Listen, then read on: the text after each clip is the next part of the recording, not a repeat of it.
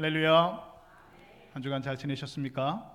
네, 오늘도 하나님 앞에 또한 예배로 나아가는 우리 심령들이 하나님 앞에 해바라기처럼 우리 하나님께 활짝 열려서 오늘도 주시는 말씀을 통하여서 우리의 삶의 방향들이 또 우리의 삶의 길들이 하나님의 은혜 가운데 밝게 비추어지는 은혜와 평강이 넘치실 수 있기를 우리 주님의 이름으로 축복합니다.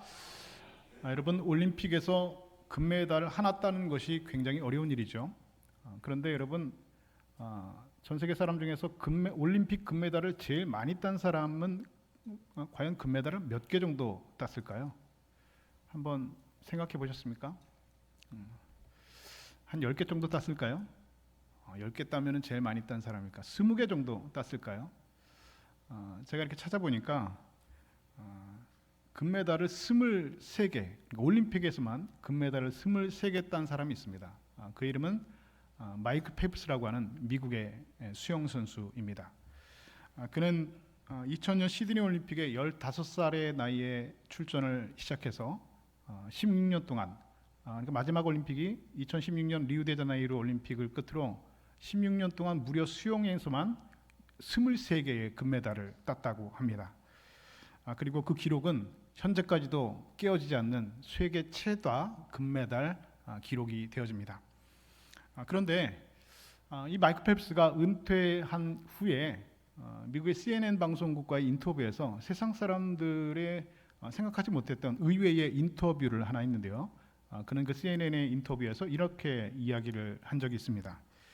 내가 가장 힘들었던 순간은 수영을 마치고 시상대에 섰던 순간이 아니라 올림픽이 끝난 뒤에 맞이한 아무 일도 일어나지 않는 평범한 아침이었습니다. 목표를 다 이루고 나니 더 이상 일어날 이유를 찾지 못했습니다. 굉장히 의외의 고백인데요.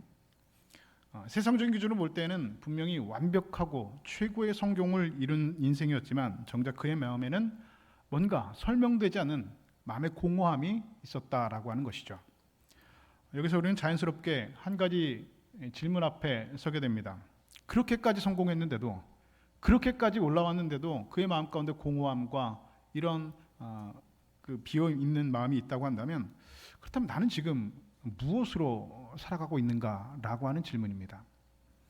그런데 여러분, 이 질문은 허무한 인생에게만 주어지는 질문은 아닙니다. 오히려 모든 것을 다 가지고 있는 자리에서 문득 우리에게 주어지는 질문일 수도 있다라고 하는 것입니다. 오늘 우리가 읽은 성경에 등장하는 모세라고 하는 사람은 그야말로 대단한 사람이죠. 우리가 다 알고 있는 사람입니다. 그는 본래 히브리 출신으로 노예 민족으로 태어났지만 애굽 공주의 양자가 되었습니다. 성경에서는 그녀의 이름을 기록하고 있지 않지만 역사가들에 의하면 그날 나일강에서 모세를 건져냈던 그 애굽의 공주의 이름은 하셉수트라고 하는 공주이고, 그녀는 또 이집트의 최전성기를 이끌었던 신왕조 시대의 이 투트모스 1세의 외동딸이었다고 역사가들은 기록을 하고 있습니다. 그래서 이 투트모스는 아들이 없었고 하셉수트 공주가 유일한 자식이었습니다. 그래서 자연스럽게 모세는 비록 양자이기는 했지만 세계 최강대국 애굽의 왕위 계승 서열 1위에 있었던 사람이었습니다. 실제로 하셉수트가 모세가 떠난 이후에 다른 의붓아들을 애굽의 파라오로 세워진 것을 보면 모세가 그 자리에 그냥 가만히 있었다면 분명히 모세는 애굽의 그 이집트의 파라오가 될 수 있었던 사람이 분명합니다. 유대 역사가 요세푸스라고 하는 사람에 의하면 그의 유대고대서라는 책에서 모세의 모습을 이렇게 기록을 하고 있습니다. 모세의 외모는 흠잡을 데가 없어 지나가던 사람이 발길을 멈추고 다시 한번 쳐다볼 정도로 잘생긴 외모의 소유자였다. 굉장히 부럽죠. 얼마나 잘생겼으면 모세가 지나가면 사람들이 이렇게 쳐다본다는 겁니다. 저는 살면서 한 번도 그런 경험을 해보지 않기 때문에 그 기분이 어떤 기분인지 잘 모르겠지만, 여러분들이 그 모세가 출연한 그 모세가 이야기가 된 그 영화들을 보면 유독 모세의 역할을 맡은 그 배우가 굉장히 잘생겼다는 것을 우리가 알 수가 있죠. 그것은 여러분 설정이 아니라 사실이었습니다. 그리고 성경도 그 사실을 분명히 기록하고 있습니다. 출애굽기 2장을 보면 모세의 어머니 요게벳이 모세의 그 아들을 낳고 그가 아들을 낳고 이렇게 기록했다라는 말이 있습니다. 그가 잘생긴 것을 보고 석 달 동안 숨겼다라는 기록이 있습니다. 그러니까 모세가 태어났던 그 시절에 유대인들은 아들을 낳으면 다 죽여야 되는 그런 운명 가운데 있었다는 것이죠. 그런데 모세의 어머니가 그 모세를 죽이지 못하고 버리지 못했던 이유가 뭐라고요? 잘생겼어요. 아기가 여러분 웬만하면 다 이쁘지 않습니까? 아들 여러분 웬만하면 다 잘생기지 않았습니까? 그런데 아마도 모세는 얼굴에서 아마 광채가 났던 것 같아요. 그냥 가만히 있으면 그 아기 때부터, 그 석 달 된 아기 때부터 잘생겼으니까 나중에 여러분 얼마나 잘생겼으면 사람들이 지나가면 이렇게 쳐다볼 정도로, 이 모세는 그렇게 잘생긴 사람이었다는 겁니다. 이렇게 실제로 모세는 역사적으로 그리고 성경의 기록으로 보아도 분명히 인물이 훤한 그런 잘생긴 사람이 분명합니다. 뿐만 아니라 모세는 대단한 실력의 소유자입니다. 모세는 당시 근동의 최강대국인 이집트에서 소위 말하는 왕이 되기 위한 제왕학을 공부했던 그런 사람이죠. 사도행전 7장 22절을 보면 이런 기록이 있습니다. 모세가 애굽 사람의 모든 지혜를 배워 그의 말과 하는 일들이 능하더라라는 기록이 있습니다. 이집트, 애굽이라고 하는 나라, 세계 4대 문명의 발생지인 그 애굽이라고 하는 나라의 과학기술, 그 피라미드를 어떻게 쌓았는지, 그들의 문학과 철학, 그들이 가지고 있었던 사회, 문화, 정치, 경제 모든 이런 애굽의 모든 지혜를 모세가 배웠다는 겁니다. 당시 최강대국은 애굽의 철학과 문학과 과학을 모든 분야를 총망라한 학문이 바로 왕이 되기 위해서 왕자들이 배워야 했던 제왕학이라고 하는 학문입니다. 그런데 모세는 그 모든 지혜를 배웠다라고 성경은 분명히 기록을 하고 있습니다. 뿐만 아니라 모세는 그의 말과 하는 일들이 능하더라라고 기록하고 있습니다. 무슨 말입니까? 말에 능했다는 겁니다. 사람들 앞에서 대중연설에 능했다는 것이죠. 그리고 그가 하는 일들이 뛰어난 수행 능력을 가지고 있었던 사람이라는 겁니다. 모세는 이렇게 이집트의 모든 지혜를 다 가지고 있었던 그런 분명한 실력자였습니다. 게다가 모세는 애굽을 위기에서 구한 전쟁 영웅입니다. 그 내용은 성경에는 기록되어 있지 않지만 앞에서 말씀드린 요세푸스의 유대 고대사에 의하면 한 번은 에티오피아라고 하는 나라가 이 애굽을 쳐들어왔다는 것이죠. 지금도 여러분 이 에티오피아라고 하는 나라가 있죠. 지금도 여러분 나라 그대로 있습니다. 지금은 그 나라가 굉장히 어려운 나라이지만 당시 그 에티오피아라고 하는 나라는 이집트와 함께 이 패권을 경쟁했던 굉장히 강력한 그런 제국이었습니다. 그런데 이 에티오피아가 이 애굽을 침공했다는 것이죠. 그런데 그때에 모세가 이 에티오피아의 전쟁의 장수로 참여를 해서 그 전쟁을 승리로 이끌었고, 그리고 그 돌아와서는 애굽 사람들에게, 이집트 사람들에게 전쟁용으로 추앙되었다라고 하는 기록이 존재합니다. 이처럼 모세는 우리가 알고 있는 인간적으로 최고의 조건을 다 가지고 있는 사람입니다. 애굽 왕위 계승 서열 1위, 잘생겼고 대중연설에 능했고 모든 학문에 뛰어났고 게다가 애굽을 위기에서 구한 전쟁 영웅입니다. 그야말로 장래가 촉망된 사람, 미래가 탄탄히 밝혀져 있는 사람, 애굽의 파라오를 빼면 더 이상 올라갈 자리가 없는 대단한 사람에 분명합니다. 그런데 오늘 우리가 읽은 본문에 등장하는 모세는 전혀 다른 사람으로 등장을 하고 있습니다.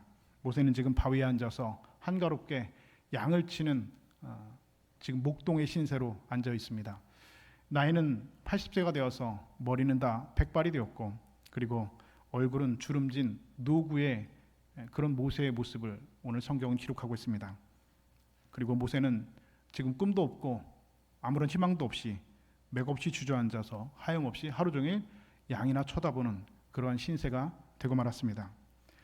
예전에 자기 동족을 괴롭히던 그 애굽 사람을 때려 죽였던 일로 모세는 결국 애굽에서 도망치고 미디안 광야로 도망갔습니다. 그리고 그 미디안 광야에서 양치는 여자를 만나서 그 여성과 결혼해서 그 미디안 광야에 눌러 살게 되었죠. 그리고 모세는 이어서 아들을 낳았습니다. 그 아들의 이름을 성경은 게르솜이라고 기록을 하고 있는데요. 이 게르솜이라는 이름의 뜻은 내가 타국에서 객이 되었다라는 뜻입니다. 무슨 말입니까? 내가 지금 있어야 될 자리가 이 나라가 아니라는 겁니다. 나는 지금 애굽에 있어야 되는 사람인데 이 타국, 다시 말해서 이 미디안 광야에서 객이 되었다. 그 아들의 이름을 통하여서 자신의 신세를 한탄하고 있는 것입니다. 지금 모세는 그런 인생을 살아가고 있습니다. 그런 시간을 보내고 있습니다. 지난날의 모든 영화와 꿈은 사라지고 이제는 그렇게 양치다가 늙고 병들고 죽는 암울한 미래만이 그의 앞에 놓여져 있습니다. 그의 인생은 얽힌 실타래만큼 도저히 풀 수 없는 인생이 되고 말았습니다. 모세도 여러분 고민이 얼마나 많았겠습니까? 양을 치면서 어떤 고민을 모세가 했을까요? 이게 아닌데, 내 인생이 이렇게 끝나면 안 되는데, 내가 예전에 애굽의 왕자였는데 나는 지금 이렇게 할 일 없이 양 맞추고 있던 목동의 신세나니, 내가 원했던 인생이 이게 아닌데, 내가 원했던 삶이 이게 아닌데, 이런 모세가 몇 번이고 여러분 그런 생각하지 않았을까요? 그러나 아무리 몸부림쳐도 그는 목자의 이상이 될 수 없다는 그런 현실만을 더욱 처절하게 느낄 것입니다. 매일 새벽같이 나가서 양치는 일만 그는 매일같이 해야만 했습니다. 지난날의 모든 꿈과 희망은 그 미디안 광야에 모세는 묻어야만 했습니다. 아들의 이름을 게르솜이라 짓고 타국에서 객이 되는 인생을 살면서 지난날의 모든 지혜와 그가 배웠던 애굽의 모든 지혜는 이제는 아무도 필요 없는, 소용이 없는 것들이 되었습니다. 예전에 그렇게 말을 잘했다는 소리를 들었는데, 예전엔 사람들 앞에서 그렇게 말을 잘했는데 이제는 하루 종일 양들과 있다 보니까 말할 일이 없어서 말더듬이가 되었습니다. 예전에는 힘이 세서 한 주먹에 사람을 때려눕힐 정도의 그런 힘을 가지고 있었지만 지금은 80의 노구의 그런 육체만이 남아 있습니다. 이제는 단지 어디에 좋은 풀이 있는지 양을 몰고 다니면서 긴장하고 살아야 되는 그런 평범한 목자, 그 이상도 그 이하도 아닌 그런 삶을 그는 살아가고 있습니다. 그랬더니 어느 날 모세가 양을 몰고 호렙산 근처로 이르렀을 때 떨기나무에 불이 붙어 있는 것을 보게 됩니다. 그런데 자세히 가서 보니까 불이 붙었는데 나무가 타지 않는다는 것이죠. 신기해서 모세가 가까이 가서 자세히 보니까 그 불 속에서 하나의 음성이 들려왔습니다.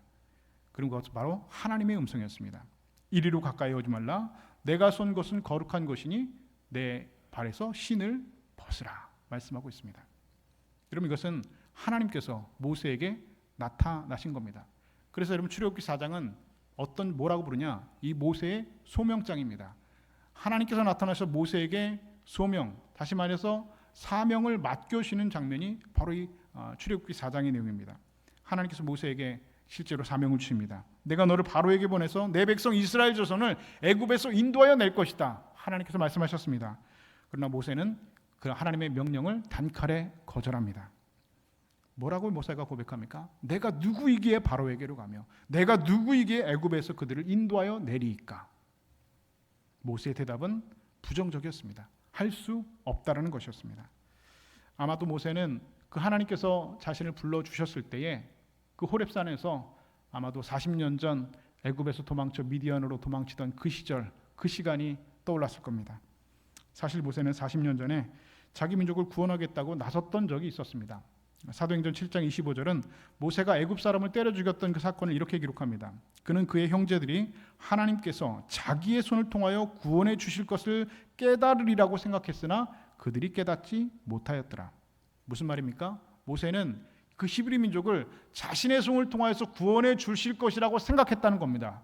그런데 그들은, 히브리 민족들은 그렇게 깨닫지 못했다는 겁니다. 모세는 분명히 하나님께서 자기의 손을 통해서, 내 손을 통해서, 내 힘과 내가 가지고 있는 능력, 내가 가지고 있는 실력, 내가 가지고 있는 모든 이 애굽의 지혜, 이런 것들을 가지고 내가 이 민족들을 구원해낼 것이다 라고 생각했는데, 자기 손으로 구원해낼 것이라 생각했는데, 이제 와서 보니 동족은 자신을 배신했고 하나님은 그 시간에 철저히 침묵하셨습니다. 그리고 이제 와서 하나님께서 모세에게 애굽으로 돌아가 이스라엘 민족을 구원해내시라고 하십니다. 40살의 모세에게 하나님께서 나타나셨으면, 그때 말씀해 주셨으면 얼마나 좋았을까요? 그런데 하나님께서는 그때 말씀하신 것이 아니라 80대의 노구에 이제는 힘도 없고 말도 잘 하지 못하고 그 애굽의 지혜가, 배웠던 모든 지혜가 아무 소용없게 된 양치기에 불과한 이 목동의 자리에서 하나님께서 모세를 부르시는 겁니다. 그래서 모세는 하나님 앞에 내가 누구이기에 갈 수 있겠습니까? 저는 못 갑니다. 저는 할 수 없습니다 라고 그 하나님의 명령을 계속해서 거부합니다. 하나님, 그때는 어디 계시다가 이제 갑자기 나타나셔서 하나님 일을 하시라고 하십니까? 지금 제 꼴을 보십시오. 제가 지금 애굽의 왕자입니까? 제가 지금 젊은 나이입니까? 저는 지금 평범한 늙은 목자에 불과합니다. 그런데 저보고 애굽의 바로 앞에 서라고요? 저는 못합니다. 그때는 뭐 하시다가 왜 이제 나타나셔서 이런 일을 갑자기 말씀하십니까? 저는 할 수 없습니다. 저는 말이 둔합니다. 혀가 둔합니다. 저는 늙었습니다. 저는 이제 그런 일을 할 수 없습니다. 거부합니다. 모세는 갖은 핑계를 대면서 절대로 애굽으로 돌아갈 수 없다라고 고백합니다. 그리고 오늘 본문 1절은 그 내용을 이렇게 기록하고 있죠. 모세가 대답하여 이르되 그들이 나를 믿지 아니하며 내 말을 듣지 아니하고 이르기를 여호와께서 내게 나타나지 아니하셨다 하리이다. 못한다는 겁니다. 그런데 그 모세의 대답에 그 다음 절인 2절에서 하나님께서는 갑자기 너무나 뜬금없는 말씀을 모세에게 명령을 하십니다. 그 말씀 무엇입니까? 내 손에 든 것이 무엇이냐? 내 손에 든 것이 무엇이냐? 그 순간 모세는 순간적으로 자기 손을 내려다보았습니다. 그의 손에 들려있는 것은 양을 칠 때 쓰는 막대기, 그 지팡이가 들려 있었습니다. 여러분, 목자들이 양을 칠 때 가지고 다니는 평범한 지팡이입니다. 이것은 여러분 지팡이라고 보기보다는 사실은 막대기에 가깝습니다. 고고학자들의 발굴에 의하면 당시 목자들이 쓰던 지팡이는 1m 12cm 정도 되는 조그만 지팡이입니다. 그러니까 요만합니다. 요만한 지팡이입니다. 근데 우리가 여러분들이 그 영화에서 보았던 모세의 지팡이는 어떻게 생겼습니까? 마치 산신령이 들고 다니는 굉장히 멋있는 사람 키 많은 이만한 지팡이라고 우리는 알고 있지만 사실은 모세의 지팡이 들고 다녔던 지팡이는 요만한 양을 칠 때 양이 못 가도록 치는 막대기에 가까운 지팡이였다는 것이죠. 내 손에 든 것이 무엇이냐? 지팡이입니다. 여러분, 하나님의 이 질문은 내가 지금까지 살아온 인생의 결과가 무엇이냐라고 하는 하나님의 질문입니다. 너가 지금까지 80평생을 살았는데 그 80평생을 살아온 결과가 무엇이냐라고 하나님께서 물으시는 겁니다. 지난 80년 인생을 돌아보면 열심히 살아온 인생이었죠. 젊었을 때는 애굽의 모든 지혜와 학문을 배우기 위해서, 그 지혜학을 배우기 위해서 밤새 씨름하면서 공부했던 시절이 있었습니다. 장차 애굽을 짊어져갈 그런 파라오가 되기 위해서 밤낮 가리지 않고 노력하면서 지내온 그런 세월이었습니다. 그리고 애굽을 떠나서 광야에서 양을 치는 것도 결코 쉽지 않았죠. 새벽부터 양들을 몰고 나가서 이리로 옮기고 다니면서 때로는 다른 목자들과 싸울 일도 생기고, 그리고 양을 치면서 이곳저곳으로 추위와 더위를 견뎌내는 그런 어려운 시간들을 살았습니다. 80평생 모세는 뒤돌아보지 않고 열심히 먹고 살기 위해서 열심히 살아왔던 사람입니다. 그러나 하나님께서 내 손에 있는 것이 무엇이냐 물으실 때에 그가 이르되 지팡이다라고 말할 수밖에 없었습니다. 그의 손에 들려있는 것은 지팡이 하나밖에 남아있지 않았다는 것이죠. 그렇다면 여러분, 모세가 그렇게 열심히 80평생 먹고 살기 위해, 살아남기 위해 살아왔음에도 불구하고 그의 손에 남은 것이 지팡이 하나밖에 없게 된 이유가 여러분 무엇이라고 여러분은 생각하십니까? 그 이유는 바로 그가 하나님 없이 살았기 때문입니다. 모세가 하나님 없이 살았다고요?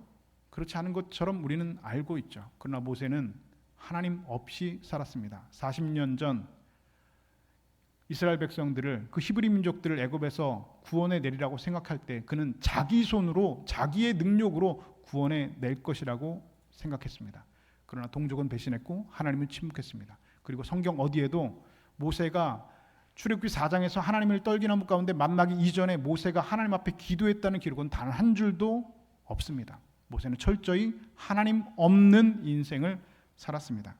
여러분, 80 인생의 결산이 지팡이 하나라면 그것은 열심히 살았느냐의 문제가 아니라 누구와 함께 그 시간을 걸어왔느냐의 문제입니다. 하나님 없이 살아온 인생은 아무리 열심히 산다고 해도 여러분 그 손에 남은 것은 지팡이 하나밖에 없는 것입니다. 성경에는 모세가 80세가 될 때까지 기도했다는 기록이 없습니다. 하나님 모세가 처음 나타나실 때에 그래서 모세는 하나님 뵙기를 두려워했다라고 기록을 하고 있습니다. 모세는 80세에 처음 하나님 만나기까지 철저히 하나님 없이 살았습니다. 젊었을 때는 자기의 힘과 지식으로 세상을 다 얻을 수 있다고, 자기 손으로 이스라엘 백성들 구원해낼 수 있다라고 생각했습니다. 자신을 굉장히 대단한 존재라고 생각했습니다. 그도 그렇다죠. 잘생겼죠. 실력 있죠. 모든 학문을 배웠죠. 모든 지혜를 배웠죠. 힘이 있죠. 그에게 부족한 것이 무엇입니까? 내가 모든 걸 다 할 수 있다라고 생각했습니다. 그러나 이제 늙어서는 나는 아무것도 할 수 없습니다 라고 포기하며 살았습니다. 자신은 아무것도 아닌 존재라고 생각하며 살아갔습니다. 그러나 그는 어떤 경우에도 하나님을 단 한 번도 부르거나 하나님 앞에 한 번도 기도한 적이 없습니다. 그 결과 그의 손에 남아있는 것은 지팡이 하나밖에 없게 되었습니다. 그래서 모세는 하나님께서 물으시는 것이죠. 모세야, 지금 내 손에 있는 것은 무엇이냐? 내 인생 가운데 남아있는 것은 무엇이냐? 지팡이 하나밖에 없지 않느냐? 내가 아무리 열심히 살았다고 해도 내가 너와 함께하지 않으면 너 인생에 무슨 의미가 있겠느냐? 너 인생에 남은 그 지팡이는 무슨 의미가 있겠느냐라고 하나님 말씀하시는 겁니다.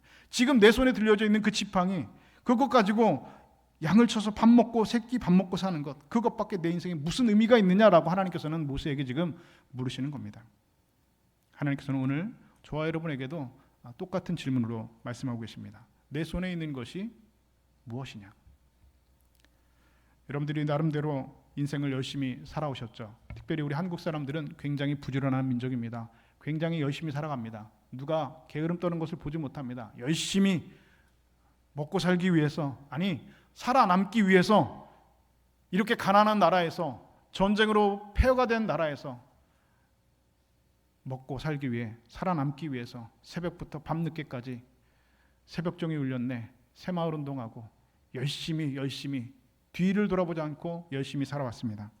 그렇게 부지런히 열심히 살아온 결과로 여러분에게 남아있는 것은 여러분 무엇이라고 생각되십니까?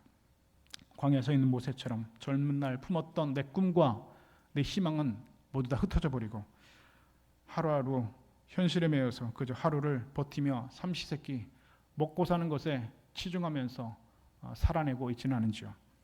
하나님 없이 살아온 인생은 결국 그 손에 지팡이 하나밖에 내놓을 것이 없다라고 성경은 말하고 있는 겁니다. 하나님께서 모세에게 말씀하시죠. 그 지팡이를 던져라 말씀하고 있습니다. 그러자 그 지팡이가 뭐로 변했다고요? 뱀으로 변했죠.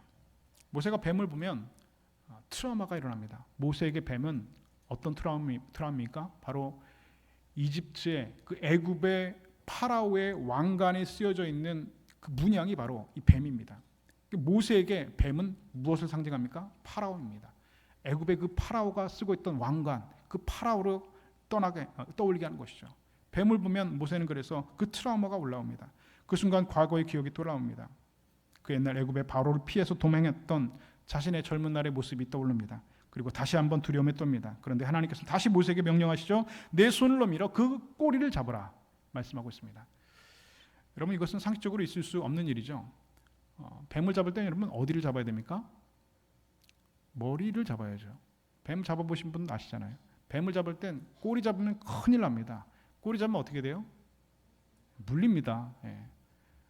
죽어요. 그러면 그건 여러분 어린아이들도 알고 있는 상식입니다. 그런데 하나님께서는 그 지팡이가 뱀으로 변했는데 뱀의 꼬리를 잡으라는 겁니다. 상식적으로 도저히 있을 수 없는, 이건 자살행위에 가까운 일입니다. 그런데 모세는 그 하나님의 명령에 얼떨결에 꼬리를 잡았습니다. 그랬더니 뱀이 다시 지팡이로 변했습니다. 하나님께서는 모세가 두려워하는 그것을 잡으라는 겁니다. 내가 지금 두려워하는 그것을 잡으라는 겁니다. 내가 지금 두려워하는 파라오, 내가 지금 무서워하는 파라오, 그 파라오, 무서운 독을 가진 뱀처럼 막강한 권세와 힘을 가지고 있는 파라오를 잡으라, 그 바로를 잡으라 하나님께서 말씀하시는 겁니다. 40년 전엔 내 힘을 의지하고 내 자신의 손으로 이스라엘 히브리 민족들을 구원하려고 애를 썼지만, 그랬다가 실패했지만 이제 나를 의지하고 다시 한번 도전하면 반드시 성공하게 될 것이라 하나님께서는 말씀하시는 겁니다. 여러분, 그런데 이 말씀은 여러분 모세에게만 주어지는 말씀이 아닙니다.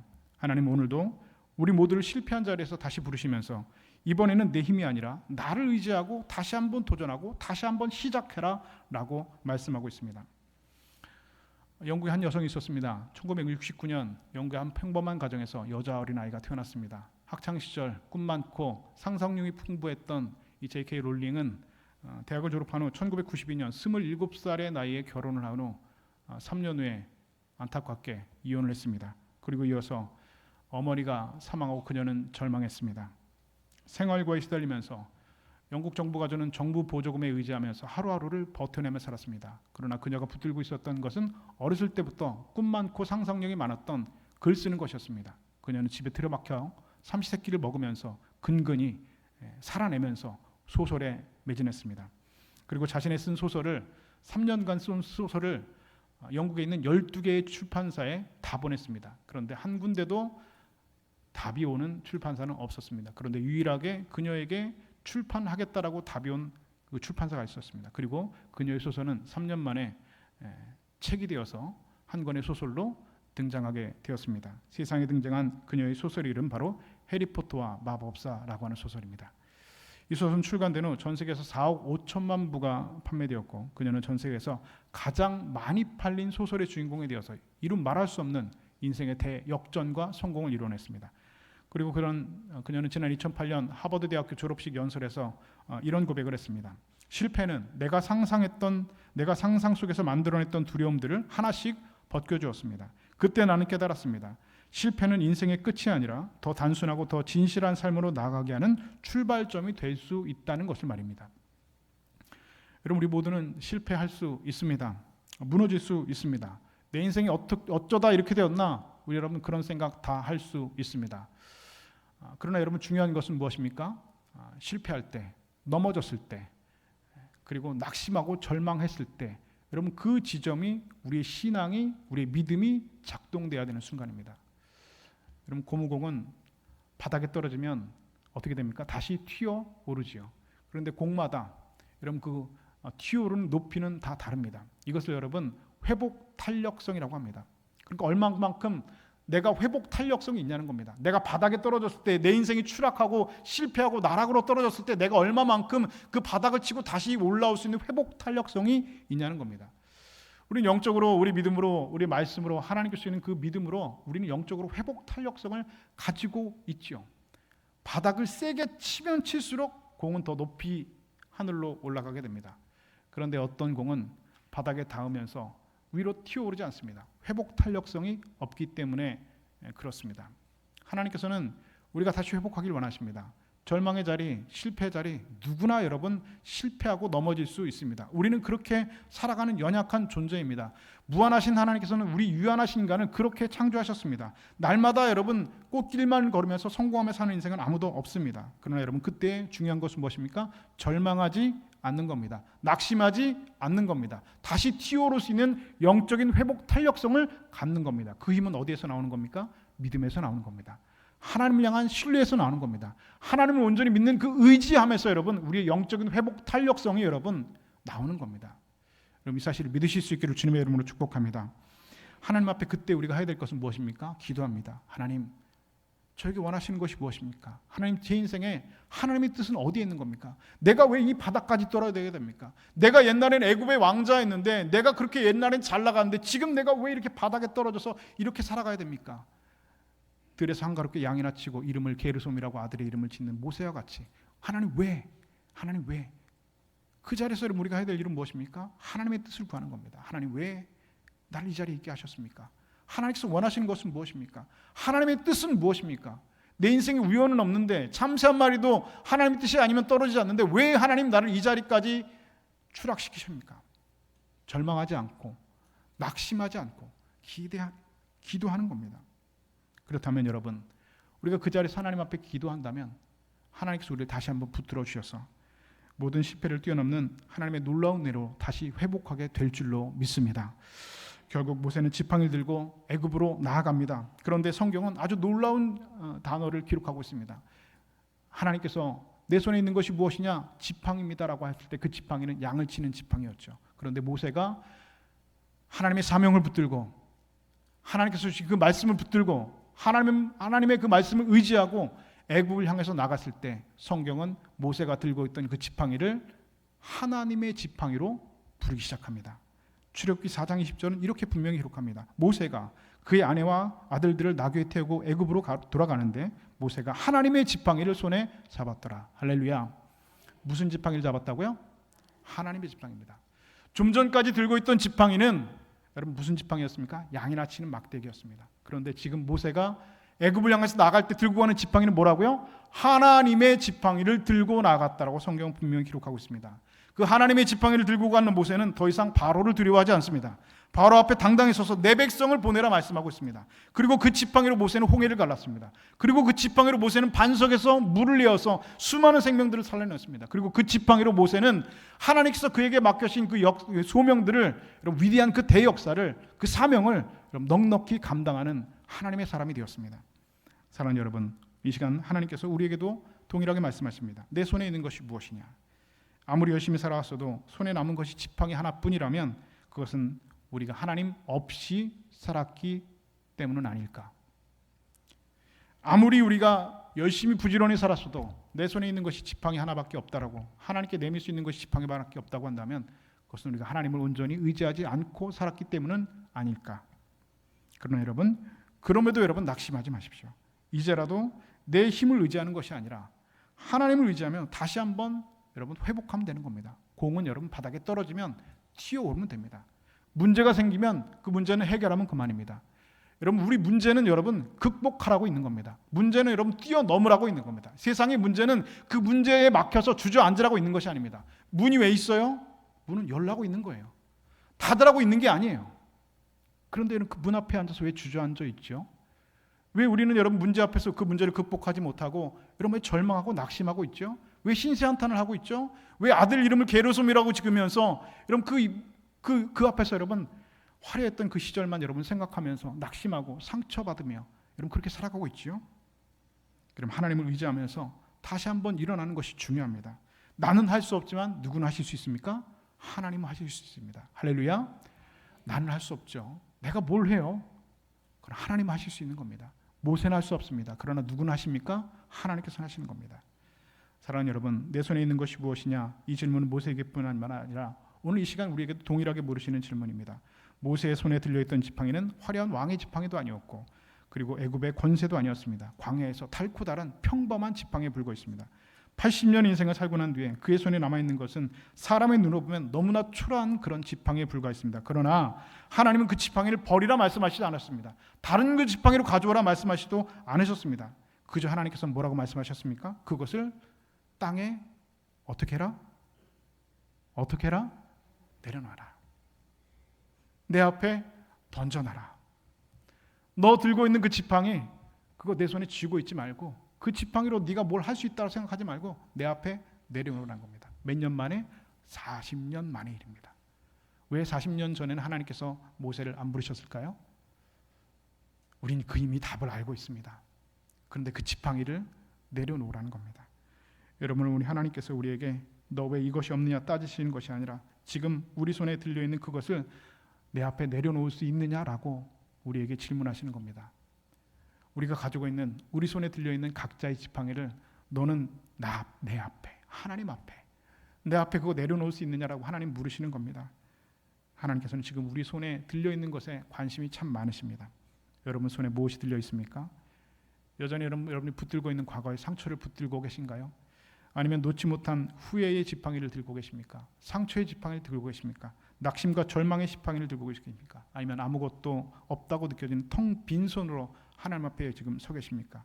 여러분 분명히 기억하십시오. 하나님은 빈손이라고 생각한 그 손을 가장 먼저 사용하시는 분입니다. 모세의 지팡이가 하나님의 손에 들렸을 때 더 이상 그 지팡이는 여러분 양을 모는 평범한 막대기 그 지팡이가 아니었습니다. 그 지팡이는 홍해를 가르는 막대기였고 그리고 그 지팡이는 반석에서 물을 내는 하나님의 지팡이가 되었다는 사실을 기억하신 여러분 되실 수 있기를 주님의 이름으로 축복합니다.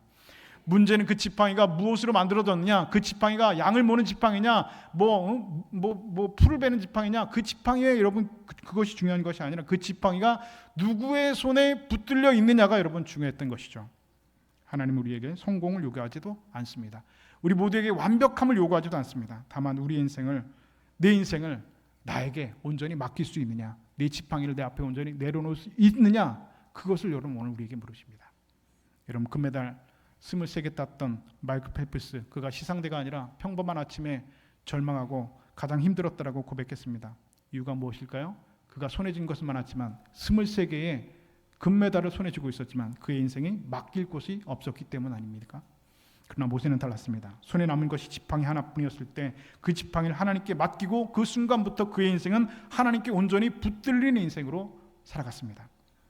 오늘 예배가 마치고 여러분들이 다시 세상으로 나갈 때 여러분이 들고 있었던 인생의 그 막대기 양치고 먹고 살기 위해 살았던 그 지팡이 여러분 그거를 쥐고 가는 인생이 아니라 하나님 앞에 그 지팡이를 맡기고 살아가시는 여러분들 다 되실 수 있기를 주님의 이름으로 축복합니다. 오늘 여러분의 손에 든 지팡이는 여전히 내가 가지고 걸어가는 인생이 아니라 그 지팡이를 하나님 앞에 다 내려놓아서 여러분의 그 두려움들을 다 내려놓고 뱀으로 변한 그 꼬리를 잡고 여러분의 두려움과 여러분의 절망과 낙심들을 다 하나님 앞에 온전히 내려놓고 양을 치는 여러분의 삶의 지팡이가 아니라, 먹고 살기 위해 살아갔던 여러분의 인생의 지팡이가 아니라, 그 지팡이가 두려움을 떨쳐내고 꼬리를 잡았을 때, 하나님 앞에 내려놓았을 때 하나님의 지팡이가 되어서 그 지팡이를 들고 여러분을 인생을 가로막고 있는 홍해를 가르시고, 여러분 앞에 광야에서 물을 내는 하나님의 지팡이를 그 들고 나아가서 우리 하나님과 동행하는 광야의 여정, 인생의 복된 삶을 살아가는 저와 여러분, 우리 모두가 다 되실 수 있기를 우리 주님의 이름으로 간절히 축원드립니다.